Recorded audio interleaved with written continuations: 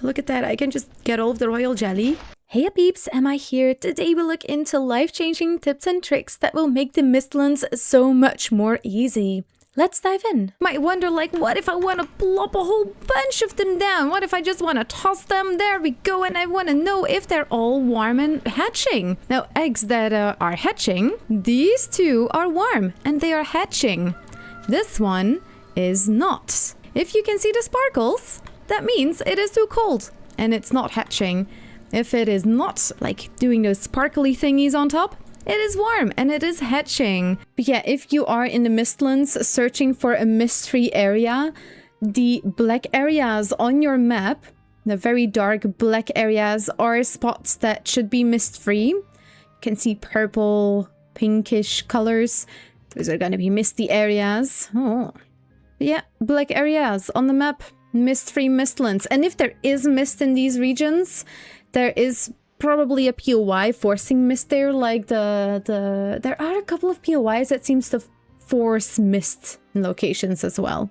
Place the Wisp fountains in the swamps, because the Wisp fountain always needs either darkness or rainy weather to lure wisps. So what you want to do is, if you have an outpost in the swamps, or if you want to build something in the swamps, build a Wisp fountain, because they will always work when you're there, which is always a nice feature. Apparently, workbenches all the way downstairs did not keep out spawns. It stops at a certain height, even though the workbench might still be available down here.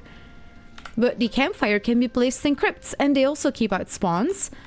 So every once in a while I come here and I just harvest all of the royal jelly in this crypt, and I get 40 every time. And yeah, it's completely safe, nothing spawns anymore, and it's just the potato way to get royal jelly. Really nice. I even blocked the entrance right here to make sure that there is always a yawl that spawned nearby, and I was like, ugh, I have so many bile bags, I don't need any more. It's just an annoyance at this point. So I blocked off the entrance so it can't see me. When creatures can't see you, they don't attack you. So I blocked off the entrance and I can just portal my way back home. Okay, here you go. Have fun. Whee! Oh yeah, they're still my friends. Don't mind me. I swear, I did not mean to do that. And I didn't mean to do that either. Oh, wow, the oozers are dying so quickly. I think I threw it in their face, and that counts as me hitting them too. So yeah, if you throw a blob bomb at them, don't throw it at their face. I mean, you see those missiles? Look, they have a health bar. You can actually attack these. It's just better to do a little bit of a preparation. Add a couple of these wooden panels, so when you do destroy this bridge, for example, you will at least get all of those metals that you're working so hard for. If you destroy this afterwards, you might need to do like a really quick swim or something. But other than that, you're gonna get all of that wood back anyways, because it will float. There we go. And what I'm gonna do is I'm gonna remove the support from the bottom of these pillars. And then I'm gonna let gravity do the rest. You have a maximum fall damage of 100. You just gotta be a little bit careful with, like, if you're falling down something and you bounce off and you fall again, that's gonna count double. But if you fall, like, straight down, the maximum amount of fall damage you take is 100. I have had it happen that I fell and that I bounced off and then fell again. So I basically took, I think it was like 140 damage, and well, I did not eat enough for that. So, because I keep forgetting, and it's probably going to be what I think it is, but can you, when you have a lingering potion in you, can you also take the normal potion afterwards? So I'm going to take a lingering healing potion. So we're just nom nom nom nom nom. Now, can I on top of that do a, like, I have a tiny one here, a minor healing potion on top of it? No. That was like, okay, I'm gonna test it anyways again. But yeah, lingering and normal potions can be combined with each other if it's like the same one, healing, stamina, 8-ish. But yeah, there you go. I'm gonna turn pickup off. Always turn pickup off when you're fighting the queen. Always, always, always, always turn pickup off when you're fighting bosses. Because when you die and you do a grave run, you're gonna have problems if you don't have that off. It's on V, by the way. That's what it's on for me, and I think that's the standard. But you can always tweak it in your settings. V, toggle auto pickup, turn that off. Any boss fight, but really the queen's fight is like... You see it, you need to wait until it's like on you. Oh no, but that means that if you're not sure yet if it's on you, you should just block. Just block. Because you might just parry it. It might still be gone. And look how far it gets pushed back too.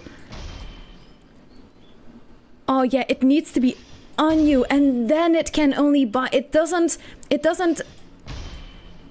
bite you as it jumps on you. It jumps on you and then it bites. It is even easier to find a new queen's location than to search for seeker brutes, having a chance that it might drop a trophy so you can get another queen to spawn. When we do queen fights on a Patreon or a community server, we more often than not set up other queen locations and more seal breakers. Or well, no, we actually only need one seal breaker to open all of the doors because it doesn't consume the seal breaker. But we'd rather have multiple queens locations than that we prepare the brute trophies, because like the chance that it drops one, you don't know if you will get one if you find a brute, and there's no easy way to find brutes except for looking for the muckiness in the mists. When they step, you can see some muck. So put this in a nutshell from the Dvergr tests that we did with their aggro. If you destroy something, they get aggroed as long as the ward is still active or when the ward is destroyed. So if there is no more ward active, you will actually be able to destroy boxes. As long as the ward is active and you destroy a box, they will aggro on you. Other than that, if you don't destroy something, but you just do 5 pokes onto a structure, they are gonna be fine. The moment you hit it a 6th time, they will aggro on you. And once a creature, once a Dvergr is aggroed, they will not unaggro ever. They will stay aggroed forever. Every structure you hit counts as a poke, so if you accidentally hit 2 structures in one swing, that will count as 2 hits. The amount of damage does not influence the aggro. You can use the black metal pickaxe or the antler pickaxe. It's the same. 5 pokes. Don't do the 6th poke until you are portals away and back again, because that clears that number. If you hit a Dvergr, they immediately aggro, so no 6 pokes needed. If you hit a Dvergr, they immediately aggro. Wait, the Dvergr needs to stand in that location, maybe? Yes! Oh my god, it doesn't matter where I stand, it is a Dvergr itself that needs to stand closer than 20 meters for the other Dvergr to also become my enemy. Wow. So, okay, you need to have like a space of 20 meters between the different Dvergrs. Wow, okay. Sometimes you can do a little sneak test. And if that line here is a line, all good, no problemo. If that eye opens up and it turns into an eye, or well, if the line turns into an eye, or you can see a little eye. I just heard a hare noticed me. That means something has noticed you. They might run away from you. They might come towards you. So definitely when you're doing an activity that makes a lot of noise, like pickaxing and axing and all of that stuff, cutting wood, all of those activities make a lot of noise. Always good to do a little sneak check. Definitely when you're inside of those old skulls. Don't want to be inside on one of those skulls when you notice that the eye just opened up. These spires in the Mistlands are absolutely amazing. They can They can truly become like a floating base. And I made a video about this one as well. It was my 6.9k subscriber special that I did last year together with Versaw. So yeah, if you want to check that out, always welcome to. A lot of people have difficulty finding infested mines in the Mistlands. Keep an eye out for Lion King rocks, like those spiky rocks. They are often entrances to infested mines. So it's always good to keep an eye on them and to check if they are the opening to an infested mine. The Plains is also hiding secrets in plain sight. If you want to learn more, check out this video and be sure to like and subscribe to support your friendly neighborhood potato. And never forget, you are absolutely amazing. Dag.